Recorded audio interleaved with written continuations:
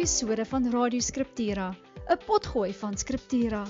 2 Timoteus 3 vers 16 en 17 sê die hele skrif is deur God geasem.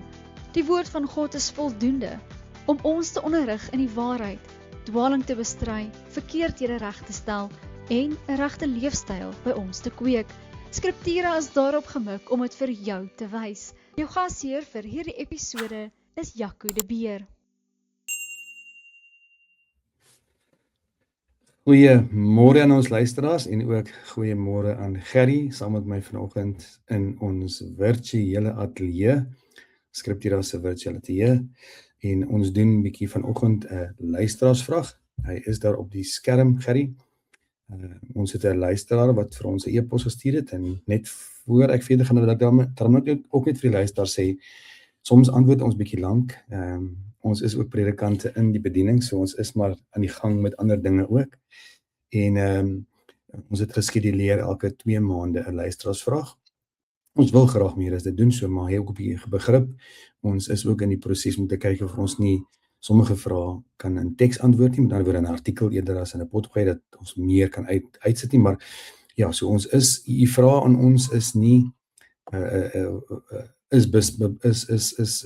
in ons argief. Ons het dit in ons database, so asseblief stuur u vrae in. Ons wil graag dit antwoord en ons wil op so 'n manier ook met u dan saamgesels. Die vraag wat ons vanoggend het, Gerry, is nog 'n vraag wat ek ook al baie keer aan gedink het en al hele ruk terug in my lewe mee geworstel het en 'n antwoord vir myself gekry het, maar ek sou nie sê ou se antwoord is altyd volledig nie, mens groei ook hierin. Kom ek lees die vraag en die luisteraars het vir ons geskryf. Ek bevind my tans as 'n lidmaat in 'n presbyteriaanse gemeente. Ons neem deel aan die nagmaal elke Sondag en elke keer wanneer ons die elemente eet en drink, sê die dominee, feed on him in your hearts by faith. Hy beklemtoon ook tydens die lees van die formulier dat Jesus met sy gees op 'n spesiale manier by ons is tydens die nagmaal. Ek weet hierdie geestelike teenwoordigheid, siening word die beste uitgedruk deur Calvin en dat dit konsekwent is met die 3 formuliere van eenheid as ook die Westminster standaarde. My vraag is dan, hoe sal ek uit die Bybel alleen hierdie siening kan verdedig en in gesprekke met evangeliese vriende wat meer 'n simboliese herinneringssiening het? Hulle het 'n neiging tot biblisisme. So aanhalings van kerkvaders en belydenisskrifte gaan hulle nie beïndruk nie. Ek is ook van plan om my dominee hieroor te vra. So ek dink dis 'n goeie vraag, Gerry. Ons is geneig om altyd, en dis nie verkeerd nie, ons belydenisskrifte praat die skrifte na en daarom het ons dit, maar ek dink dis 'n goeie oefening om ook weer net deur die skrifte te gaan en te wys, maar ons belydenisskrifte bely die skrif. En so ons plan vanoggend is om sekere kernskrifte deur te stap wat hy sê presies reg formuleer, geestelike teenwoordigheid, nie transsubstansiasie soos die Roomse en die Anglikane dit en ander groepe dit sê nie, maar tog 'n werklike geestelike teenwoordigheid. Ons neem deel aan Christus en aan sy weldade en word weer opnuut bedien met sy evangelie, maar Christus se bloed vloei nie weer opnuut nie. Hy word nie weer gekruisig aan die nagmaaltafel nie. So dis die plan. Ons sal nou in die skrifte toe gaan. Ek wil net eers vir jou ook kans gee om 'n paar inleidende gedagtes te sê. Ja, dankie. Ek is baie dankbaar vir die vraag, want mens kan sien dit is iemand wat mooi diep gelowig oor die dinge dink. Ek is veral ook dankbaar oor die feit dat hy sê maar hy gaan sy eie predikant vra. Mooi, Soos ons al herhaaldelik op Scriptura gesê het, ons is nie hier om die kerk te vervang nie. En iemand moet ons ook nie beskou as wel, ek kyk of luister Scriptura, so dit is nou my kerk, dis waar ek my antwoorde en troos en alles kry nie. Die Here gee met 'n rede ouderlinge en predikante in die plaaslike gemeentes. Ek dink ook verder, as ons hieroor praat, moet ons mooi besef, maar daar is verskillende sienings onder die verskillende kerkhervormers gewees. Ons staan nou in die lyn van Calvin met die geestelike teenwoordigheid, maar Martin Luther het byvoorbeeld aan 'n konsubstansie idee vasgehou, dat Christus in en met en onder die tekens teenwoordig is. En Zwingli het weer net 'n herinneringsmaal gedagte gehad. So is hier 'n klomp verskillende idees en ons moet dit op die skrif kan grond. Natuurlik in antwoord op wat byvoorbeeld die Romeinse kerk glo, wat jy nou al na verwys het, dat Christus letterlik, dat hy fisies teenwoordig is in die tekens. Dat die oomblik wanneer die priester daar die Latynse towerwoorde, as jy het so wil stel, uitspreek, word daardie brood en wyn sy liggaam weer. Wat ons nie in die woord kry nie. So, ek is baie dankbaar vir die vraag en ons gaan mooi gesels daaroor, want ons moet besef, daar's verskille daaroor en almal sal sê hulle grond dit op die woord.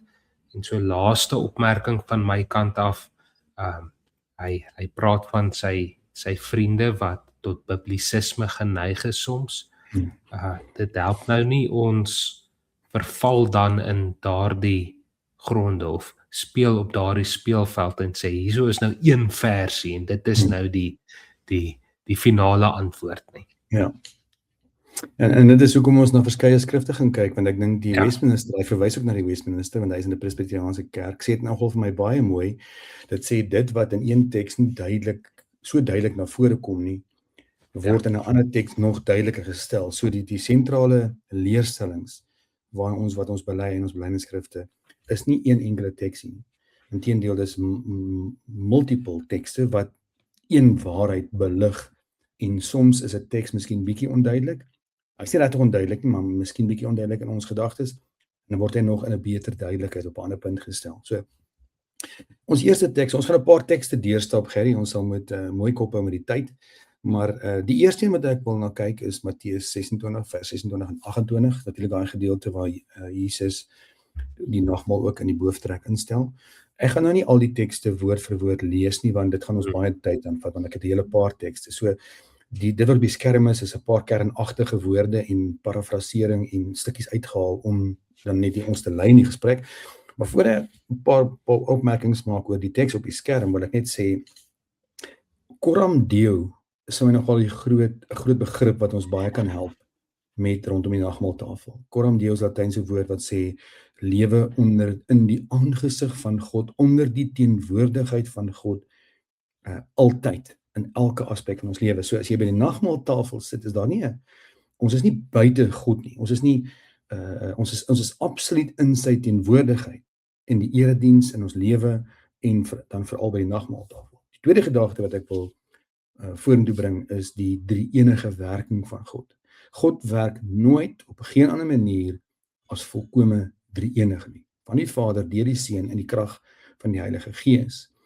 En wanneer die Gees in ons bly, is dit 'n werklike teenwoordigheid met Christus. Altyd.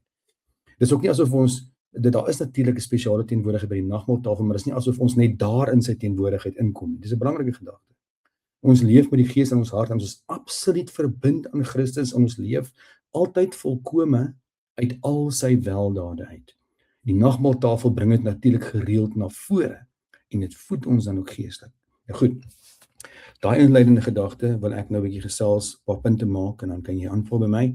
Uit Matteus 26, uit daai 2 verse uit, is daar 'n paar kernwoorde, byvoorbeeld dit verwys na die brood en die beker wat Jesus aan sy disippels gegee het. Dis sigbare elemente, en dit staan sentraal tot die nagmaal. Christus werk nie los van die tekens nie, maar deur die tekens. Die woordjie is ook kernagtig, wys op 'n baie sterk verbinding tussen die tekenis en die betekenis van die saak. Jesus sê nie bloot dat die brood aan sy liggaam, jou aan sy liggaam laat dink nie, hy sê dit is sy liggaam. So en dan ook my liggaam, hy praat hier van my liggaam, is baie persoonlik weer eens, hy verwys na Christus se liggaam wat aan die kruis gegee sou word, en ons die nagmaal rig ons dan deur geloof op die gekruisigde Christus. Dit wys nie net na 'n algemene geestelike idee nie, maar na Christus se liggaamlike offering vir sy volk. Dan my bloed, weer eens baie persoonlik, wys op Christus se vergote bloed. In verbond, dit wys dat die nagmaal 'n verbondshandeling is. Dis verhouding, dis baie intiem, dis naby. So dis 'n paar gedagtes, Gerry, oor hierdie teks, voor ons aanstap na die een volgende, kan jy dan ook vir my hier invul. Ja, dankie Jaco. Jy het nou gepraat van om in die aangesig van God te lewe. Die woordjie gemeenskap hier is so belangrik. Ons lewe in gemeenskap met God. Koinonia, daar's van die luisteraars wat daardie woord sal ken as ons praat van die gemeenskap van die gelowiges. En daardie gemeenskap wys op hierdie intieme persoonlike aard van die verhouding. En dan, ek het terwyl jy nou so gesels van die Here wat altyd by ons teenwoordig is deur sy Gees, aan Johannes 15 gedink, hy wat die wingerdstok is en ons wat die lote is en deur hom al die krag kry waarmee ons lewe. En dan dalk 'n eenvoudige opmerking net, as ons Here Jesus sê, dit is my liggaam, dit is my bloed. Sy disippels wat daar sit, sal tog nou nie dink hy het nou 'n stukkie van homself afgesny of bloed uitgetap nie. So dit kan nie, as hy van die tekens praat, dan kan dit nie nou skielik letterlik sy liggaam en bloed wees of word nie. Ek dink ons moet dit ook maar net in die agterkop hou. Ja, en dieselfde ook vandag. Jesus het liggaamlik opgevaar met 'n werklike liggaam. Hy sit vandag aan die regterhand van die Vader, maar terwyl hy daar sit, sê hy, dit is my liggaam, dit is my bloed. So hy is so nou verbind aan dit wat ons aan deelneem, dat ons werklik deelneem aan Christus in sy weldade, terwyl hy teenwoordig in die hemel is. So dis nie asof hy uit die hemel uitkom en dan is hy nou in die nagmaaltafel en die bloed oorvloei en dit word werklik, ons eet nou letterlik van hom. So dieselfde gedagte is teenoorgesteld ook waar. Maar is tog so persoonlik, dat hy so persoonlik identifiseer daarmee, dat hy vir ons sê, julle neem deel aan my liggaam en aan my bloed. So dit is baie meer as net 'n herinnering. Dis baie meer as net 'n simboliese herinnering. Maar aan die ander kant, die ander uiterste is, dit is ook nie transubstansiasie of van daai variasies waar dit nou letterlike bloed word nie. Ek weet, die Anglikane byvoorbeeld, as hulle nagmaal hou, dan word daai letterlik bloed. Hy word, wat oorbly word in 'n kassie gebeer. Jy mag dit ook nie mors nie, want dan is dit letterlik, dit is sonde, want jy mors Christus. Jy kan nie dat druppels val nie. Ek dink die Rooms-Katolieke het ook 'n soortgelyke idee. Okay, die volgende skrif wat ons wil kyk is Lukas 22 vers 19 tot 20. So tog sê ons vir mekaar die uiterste wat ons nou nog gekyk het aan die een kant, maar aan die ander kant wil ons ook vir mekaar sê, dit is ook, so daar is 'n eenheid, maar daar is ook 'n afstandelikheid op 'n manier. En dis wat die gedagte idee vir ons hier na vore bring. So gedagtenis wys dat die nagmaal werklike herinnering aan Christus se dood is. Die kerk kyk terug na die kruis. Dis 'n herinnering van die nagmaal, moet dis nie net ontken word nie. Dan die woord gedagtenis beteken egter nie blote verstandelike terugdink nie. In die Bybelse verbondstaal is herdenking 'n heilige handeling waarin God se volk weer leef uit sy verlossingsdaad. En dan beker, daar is ook wel 'n beker, wys dat die wyn as sigbare teken gebruik word. Beteken nie 'n leë toevalligheid nie. Christus verbind dit aan die nuwe verbond in sy bloed. So al is daar 'n beker, kan ons daai koue beker vat as dit nou veral in die winter is, en jy kan so afstand voel as jy dit so as 'n simboliese ding doen, maar Christus identifiseer so naby met daai beker dat jy deelneem aan hom. Hy praat van nuwe verbond, wys dat die nagmaal binne God se verbondsverhouding met sy volk staan. Dit vloei uit die Ou Testament uit na vore. Dit is nie asof dit dis asof ons afgekap is van die Ou Testament. Dit is God se verhouding en sy eenheid met sy volk. En dan weer eens praat hy van my bloed. Dit wys na Christus se eie offer. Dit is sy bloed wat gevloei het. So Lukas 22 wys dat die nagmaal nie minder as 'n herinnering is nie, maar dit is meer as blote herinnering, omdat dit herenig is in Christus in die nuwe verbond, deur hom ingestel as 'n heilige handeling. Jou gedagtes, Gerry? Ja, ons moet mooi gaan kyk wat die woordjie gedagtenis beteken. Jy het ook nou mooi uitgelig. Dis nie net 'n herinnering en natuurlik die nagmaal is 'n herinneringsmaal, ons word herinner aan wat Christus gedoen het. Maar dis nie net 'n dink terug aan iets in die verlede nie. Dis hierdie herinnering wat nou 'n realiteit in jou lewe is. So dis 'n onthou wat hy gedoen het, wat nou in jou lewe besig is. Met ander woorde, as ons aan die kruis dink, dan dink ons dadelik, maar wat het hy nou aan ons, vir ons gedoen en hoe gebruik hy dit vandag in ons lewens? Plus, as Paulus byvoorbeeld sê aan die Galasiërs, hy roem homself in die kruis. Dit is nie net 'n ek onthou wat gebeur het nie, maar dis 'n aktiewe, ek gryp nou aan Christus vas wat by my is en my lei deur sy gees.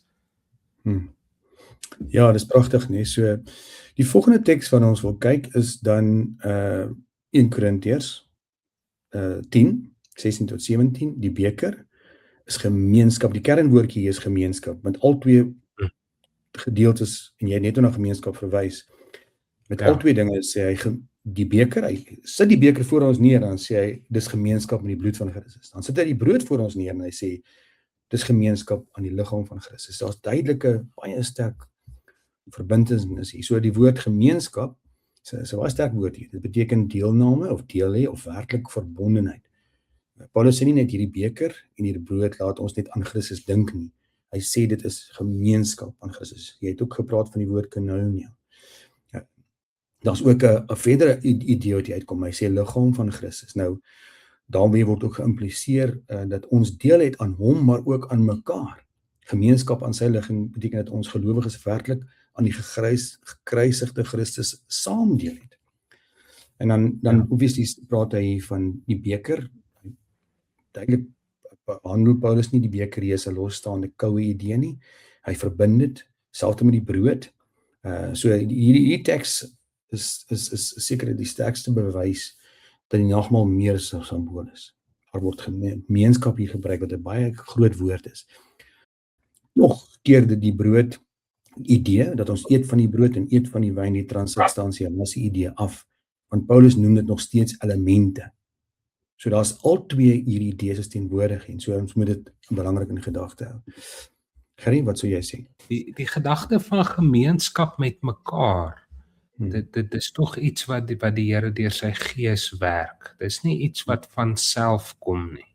Dit is my altyd verstommend om op 'n Sondagoggend te kyk hoe uiteenlopend ons is, die gelowiges wat in die gemeente by mekaar is.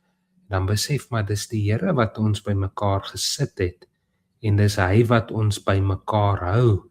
Daarom kry ons ook so baie plekke die opdrag om mekaar lief te hê, of weer in Galasiërs om mekaar se laste te dra. Ons moet daarop fokus. Natuurlik gee hy die krag daarvoor, en die nagmaal is een van die maniere wat hy ons herinner daaraan, maar hy versterk ons, hy is by ons en hy versterk ons sodat ons dit kan doen. Ja.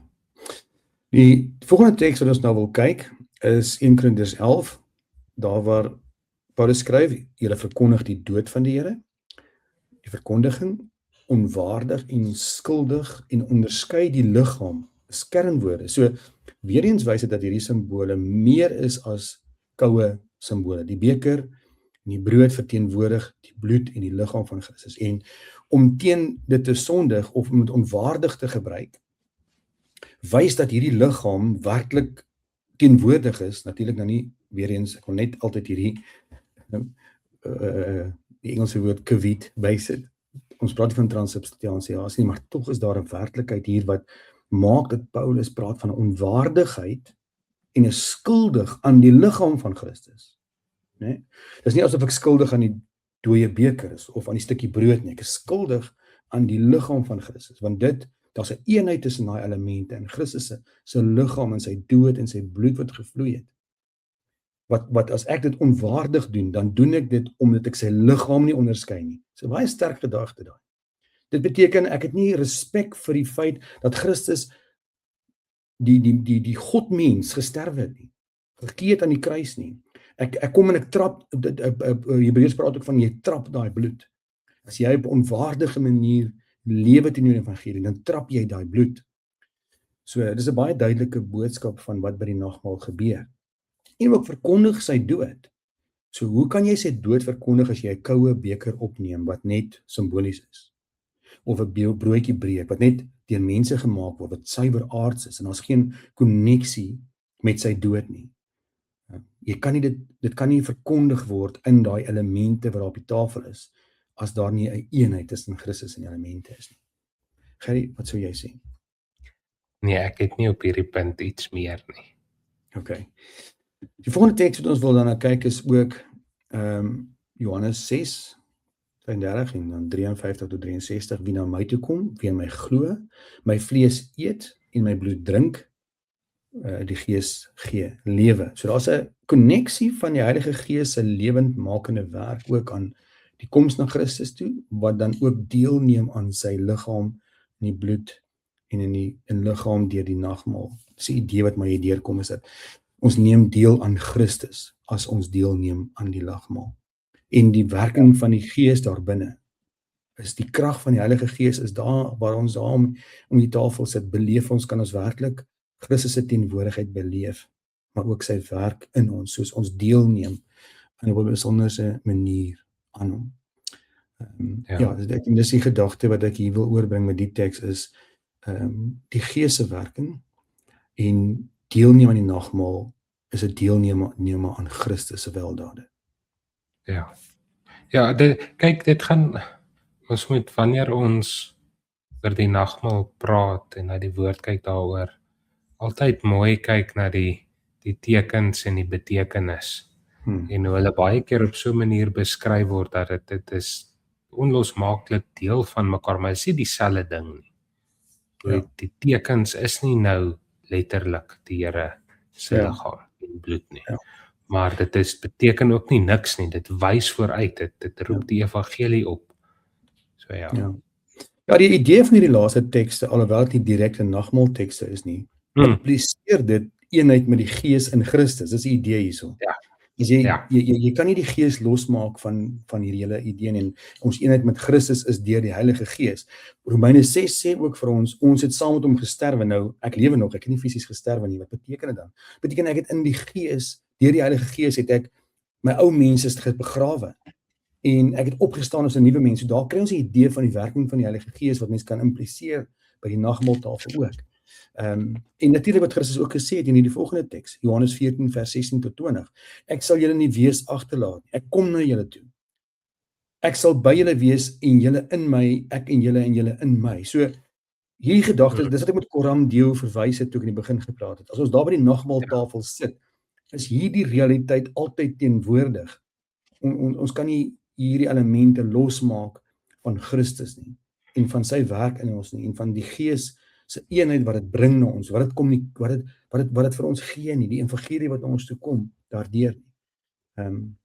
So dan die gedagte met hierdie ander skrifte wat ons hier is om net die werking van die drie-enige God na vore te bring, wat op 'n besonderse wyse Coram Deo teenwoordig is by die nagmaaltafel.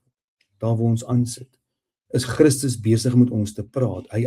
Daai elemente praat met ons. Dis die evangelie wat na ons toe kom in Christus deur die Gees.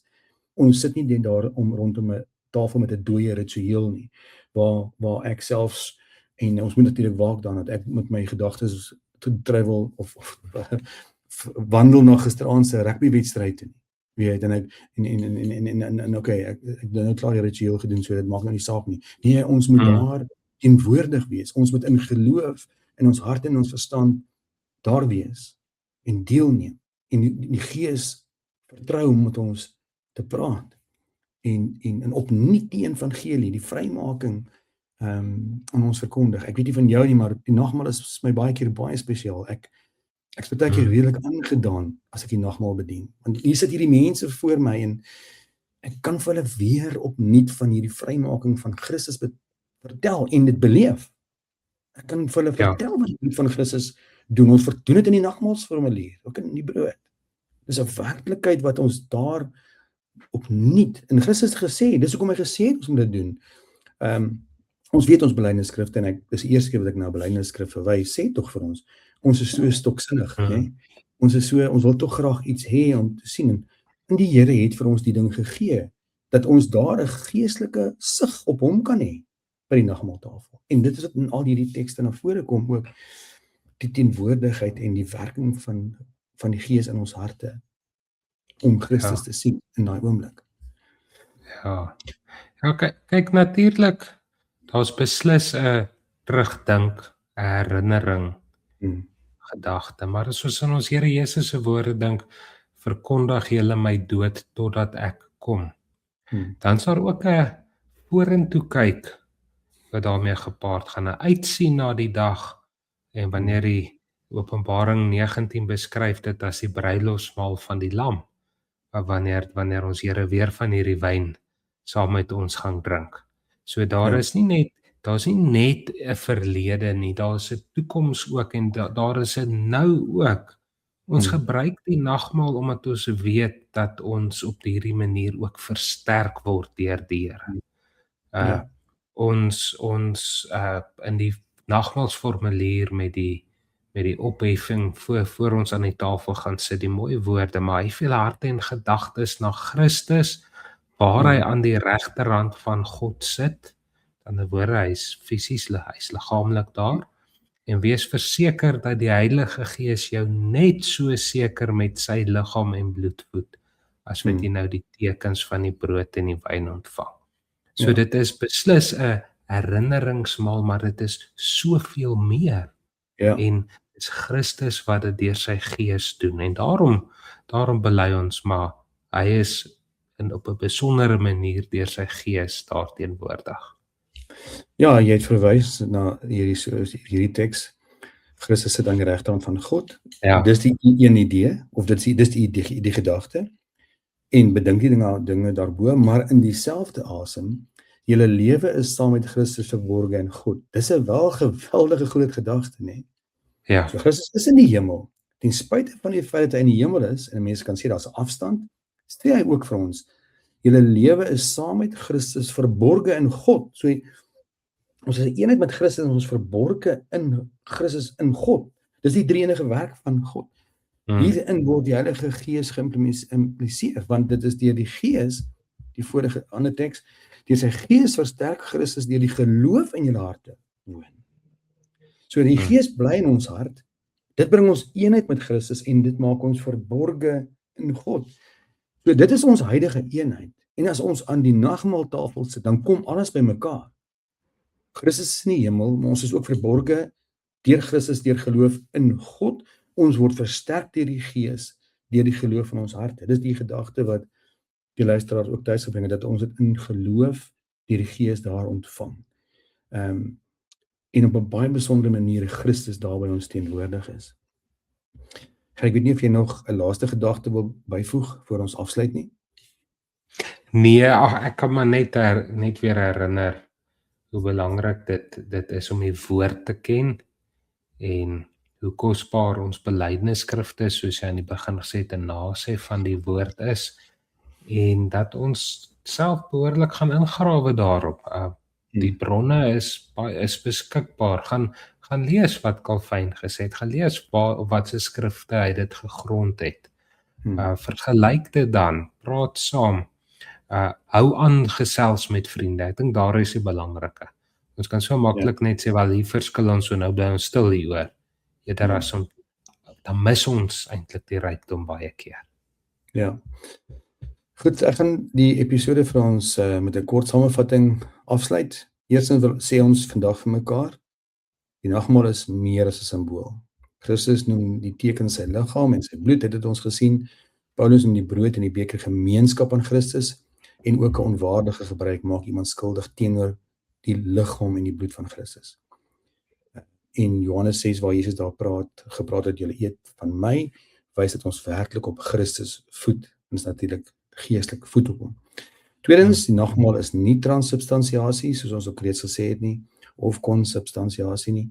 Die brood bly brood, Christus se liggaam bly in die hemel. Die nagmaal verkondig die volbragte offer, maar herhaal dit nie. Christus word ontvang deur die Gees en deur die geloof, soos ons deur hierdie tekste gepraat is. So, kortliks kan ons sê die nagmaal is nie minder as herinnering, maar meer as herinnering. Brood en wyn bly brood en wyn, maar Christus gebruik dit as heilige tekens waardeur gelowiges werklik gemeenskap met hom het. Hy is nie liggaamlik in die hemel teenwoordig nie. Hy is nie liggaamlik in die elemente teenwoordig nie, maar geestelik deur sy Gees.